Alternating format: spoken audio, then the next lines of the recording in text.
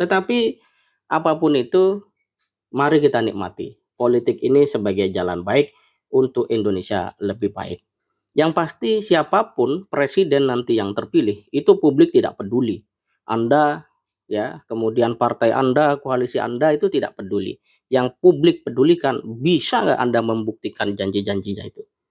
Ya, karena sebenarnya bukan anak muda yang apatis politik ya. Orang-orang senior itu juga sudah dalam tanda kutip tuh muak dengan perilaku para politisi yang tidak pernah berusaha dan berjuang sungguh-sungguh menjadi orang yang jujur gitu.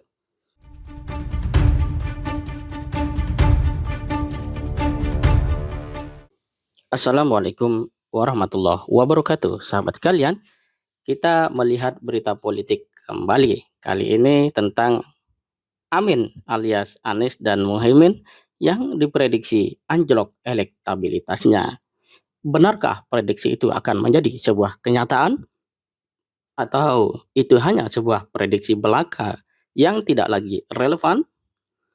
Namun, seperti dilansir oleh Republika ID, hasil survei LSI Denny JA itu memotret adanya penurunan elektabilitas Anies Baswedan secara signifikan. Pada Agustus lalu, tingkat keterpilihan Anies di angka 19,7%. Pada September merosot menjadi 14,5%. Survei dilakukan pada 4 hingga 12 September 2023.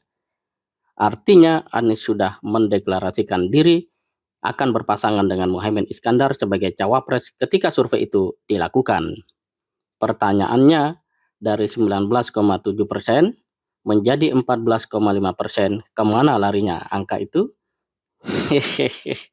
Ini yang mungkin tidak bisa dijelaskan, mungkin ya, karena siapa yang kemudian menjadi responden dan apakah itu semua sama, apakah berbeda atau seperti apa, kita tidak tahu. Oke, kita terima itu sebagai sebuah fakta hasil survei. Nah, sahabat kalian, ini berarti bahwa Anies Baswedan akan tidak potensial menang di Pilpres 2024. Kalau kemudian koalisi Anies dan Muhaimin ini atau koalisi perubahan menyikapi itu secara negatif, maka mereka akan kekurangan energi dan inovasi. Akan tetapi, kalau mereka bisa melihat ini secara konstruktif, mereka akan semakin terpacu. Karena paling enak itu berjuang kalau sudah jelas dinilai sedikit, sehingga pembuktiannya bisa totalitas. Sebaliknya, mereka yang diposisikan pada hasil survei dengan posisi teratas itu bisa kemungkinan terlena dan tidak totalitas di dalam bekerja. Ya, itu adalah hal yang rasional saja ya. Nah, pertanyaannya kenapa kemudian Anies dan Caimin ini dinilai anjlok elektabilitasnya? Ya, disinyalir karena komposisi koalisi perubahan di mana ada PKB dan PKS. Ya, itu satu kondisi yang sepertinya cara pandang lama menyebut adalah hal yang tidak menarik atau tidak mungkin ketemu. Karena PKB adalah Islam tradisional katanya dan PKS Islam revolusioner atau Islam modern. Tetapi apakah benar anggapan itu seperti itu? Ya, yang pasti apapun nama Islamnya, dua-duanya adalah partai Islam dan didukung umat Islam. Kalau kembali pada prinsip ukhuwah, ya umat Islam bisa apa saja untuk kemudian kekuatan daripada kemenangan aspirasi politik itu sendiri. Kemudian ada analisa yang menyebutkan bahwa posisi Anies dan Caimin semakin merosot karena adanya posisi HRS yang baru saja juga Anies hadir dalam momentum penting keluarga beberapa waktu lalu. Dikabarkan atau diberitakan HRS dan NU itu tidak rukun. Mungkin dulu ya, tapi ke depan kan belum tentu gitu. Masa tidak rukun ya? Atau itu anggapan publik hanya karena beda pendapat atau beda pandangan dianggap tidak rukun. Tapi ya seperti kita tahu sahabat kalian, politik itu bisa apa saja ya. Dulu saja waktu 2019 Prabowo head to head ya dengan Jokowi, Tapi kemudian selesai pemilu, ya Prabowo bergabung dalam kabinet menteri Jokowi. Jadi ya santai aja ya, karena tidak ada sesuatu yang bisa dipastikan di dalam politik itu sendiri. Nah, pertanyaan berikutnya adalah apakah benar bahwa analisis yang tadi mengatakan bahwa komposisi PKB PKS, kemudian adanya HRS dan NU, mungkin juga ada isu politik identitas, itu akan mempengaruhi atau menjadi faktor utama elektabilitas Amin ini turun. Ya, misalnya kita sedikit bicara tentang politik identitas. Manusia aja ada identitasnya. Masa politik tanpa identitas? Jangan-jangan politik identitas diaromakan negatif oleh mereka yang tidak punya identitas atau identitasnya tidak asli alias palsu dan tidak jelas. Mungkin ya. Dan sahabat sekalian, kita coba lihat apakah benar itu semua menjadi faktor kemerosotan. Kalau kita lihat realitas pemilih muda belakangan yang disebut generasi milenial, ya, generasi Z, itu kita sebenarnya patut untuk kemudian memandang juga, memberikan pertimbangan atas fakta yang lain.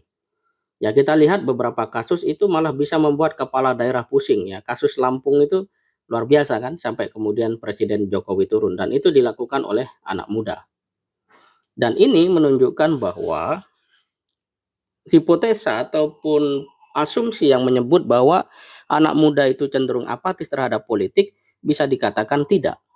Mungkin dalam cawe-cawe untuk kampanye mempromosikan seorang calon, iya, tidak terlibat.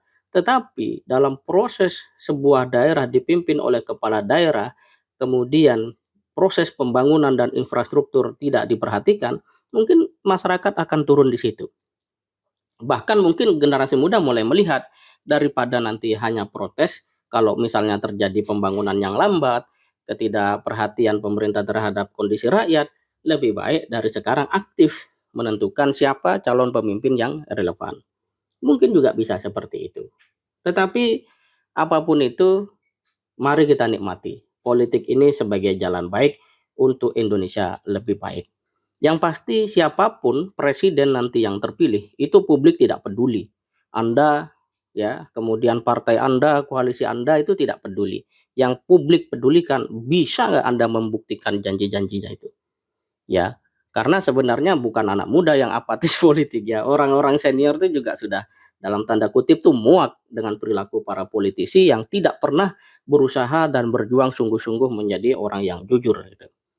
Nah, sahabat kalian, ya kembali bahwa apapun, nikmati politik ini sebagai jalan baik untuk Indonesia lebih baik. Karena politik adalah jalan baik, jadi buat apa kita jadi jelek? Ya gara-gara politik, beda calon, beda partai, kita harus bermusuhan. Buat apa? Siapa yang untung? Siapa yang rugi? Dan apakah perlu kita melakukan itu? Toh semuanya adalah putra-putri terbaik bangsa. Ya santai sajalah.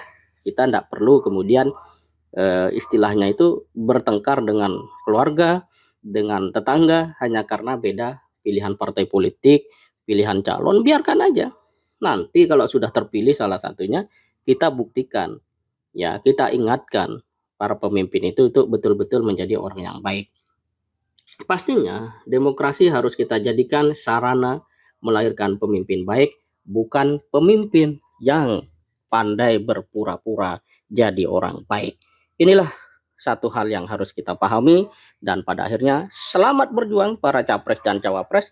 Jadilah Anda orang yang jujur dan jadikan Indonesia ini lebih baik dengan Anda berpikir dan berperilaku baik. Semoga bermanfaat. Assalamualaikum warahmatullahi wabarakatuh.